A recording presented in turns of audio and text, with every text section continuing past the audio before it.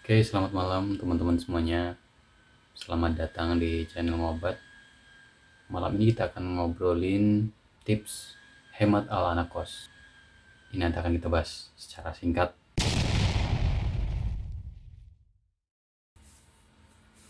Bagi teman-teman mahasiswa ataupun pelajar yang jauh dari keluarga, tentu ketika kita mengekos atau kita jauh dari keluarga, harus bisa memanage keuangan dengan sebaik-baiknya. Manage waktu, manage keuangan, kemudian memanage diri, dan lain sebagainya.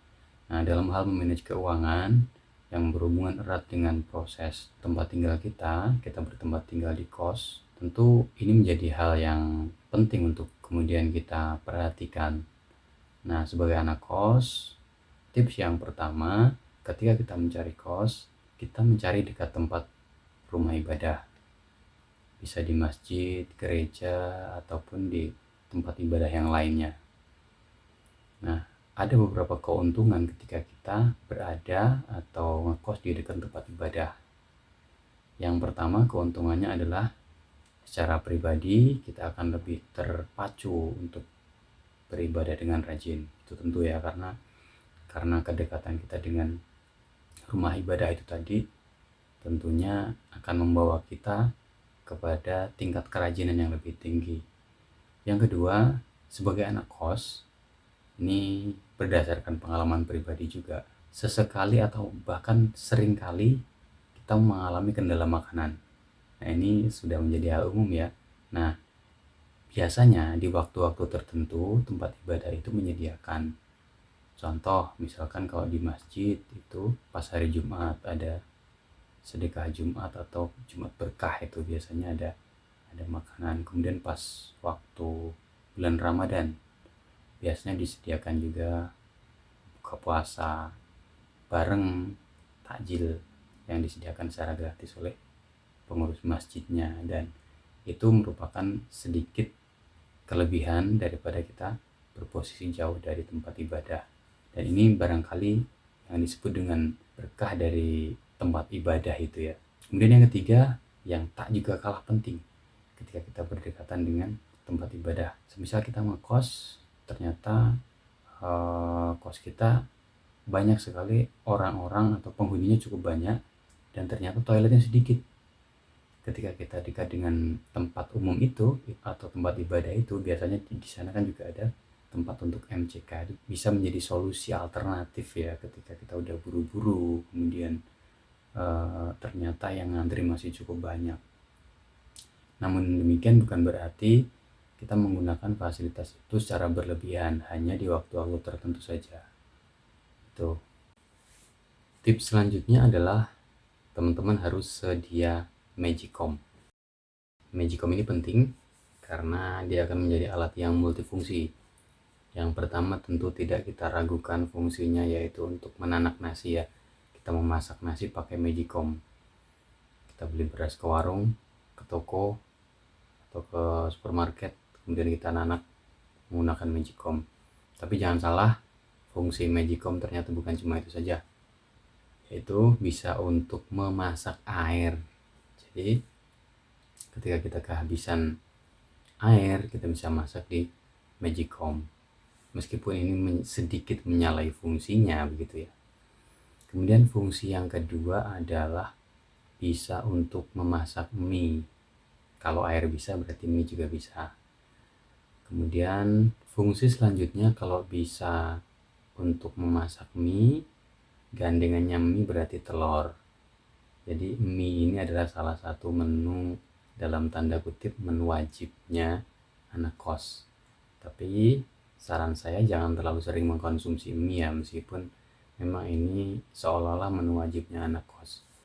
Karena walau bagaimanapun makanan instan itu tentu dalam jangka waktu yang lama tidak baik untuk kesehatan kita. Dan saya juga terpengaruh dari apa yang sudah saya konsumsi di beberapa waktu yang lalu. Ketika itu kemudian saya lakukan dalam kurun waktu yang lumayan lama, itu tentunya akan membawa dampak negatif bagi tubuh kita, dan itu bisa kita rasakan sekian tahun setelahnya. Dan mudah-mudahan ini bisa dijadikan pelajaran untuk teman-teman semuanya. Selanjutnya yang gak kalah penting yaitu teman-teman harus sedia galon. Nah ini menurut saya wajib juga, karena kalau kita gak punya galon tentu kita harus mencari air ke sana kemari, padahal air itu kan adalah salah satu kebutuhan wajib bagi seorang manusia ya. Tubuh kita ini kan susunannya mayoritas adalah air, artinya komponen air itu tidak bisa kita tinggalkan begitu saja.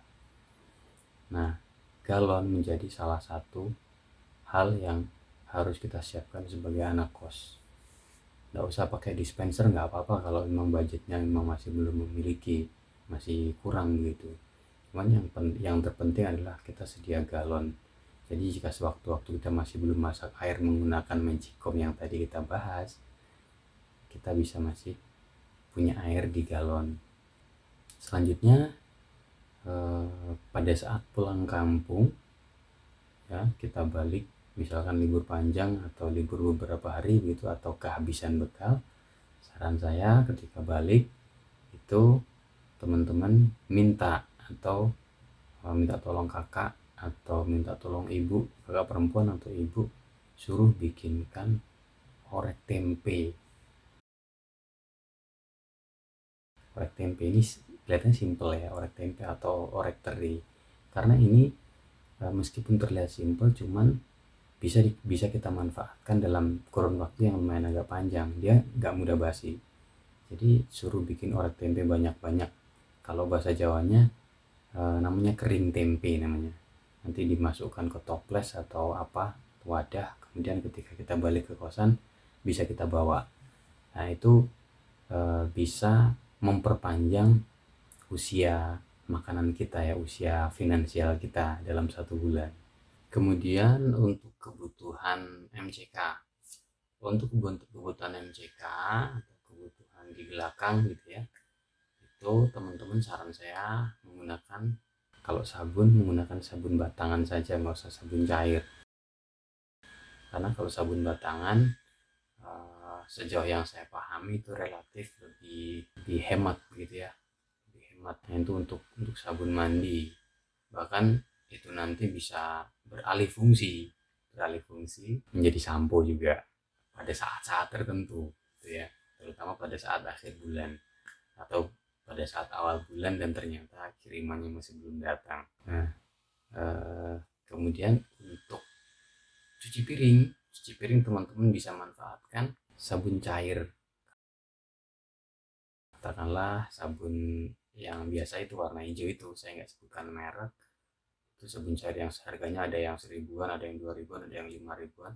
Itu teman-teman beli satu saja, kemudian masukkan ke wadah air mineral ya, yang 1,5 liter itu boleh, atau 600 ml, taruh di situ, kemudian dikasih air sampai penuh, kemudian itu bisa kita gunakan untuk mencuci piring ya. Jadi dengan begitu kuantitas cairannya akan jauh lebih banyak, dan ini salah satu tips berhemat juga. Itu kemudian selanjutnya adalah yang tak kalah penting adalah komunikasi teman-teman. Jadi kalau di poin pertama tadi ya, yang pertama tadi kita singgung mengenai proses mencari kos sebisa mungkin dekat dengan rumah ibadah. Nah, itu salah satu keuntungannya pada saat ini banyak sekali rumah ibadah yang sudah dilengkapi dengan fasilitas wifi gratis. Artinya apa? Artinya ketika kita pada saat kita nggak punya paketan, itu kita bisa manfaatkan itu untuk mengerjakan tugas atau berkomunikasi dengan orang-orang atau keluarga yang ada di rumah atau siapapun itu yang dirasa penting. Jadi ini adalah salah satu keuntungan yang bisa kita optimalkan sebagai anak kos. Itu dari saya, semoga menjadi bahan sharing buat teman-teman semuanya, dan itu berdasarkan apa yang sudah saya alami secara pribadi maupun yang saya baca dari beberapa sumber. Terima kasih, selamat mencoba yang belum dicoba. Kalau yang sudah mencoba, selamat menikmati proses. Mudah-mudahan suatu saat nanti kita bisa memetik apa yang saat ini prosesnya sedang kita jalani. Selamat malam.